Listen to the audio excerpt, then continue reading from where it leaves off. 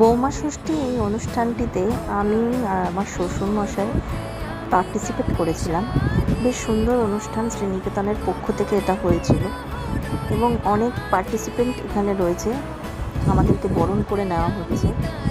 আমার কাছে এটা প্রথম নতুন অভিজ্ঞতা এবং আমার কাছে এটা দারুণ অভিজ্ঞতা ছিল। আমার শ্বশুরমশাইয়ের কাছেও সেম, আমরা সপরিবারে গেছিলাম এবং অনুষ্ঠানটি এত সুন্দরভাবে পরিচালনা করেছিলেন ওনারা, মানে কিছু বলার ভাষা নেই। এবং এই ছোট ছোট কিছু সুন্দর মুহূর্ত আমি তাই তুলে ধরেছি আমার এই ইউটিউব চ্যানেলে। আপনারা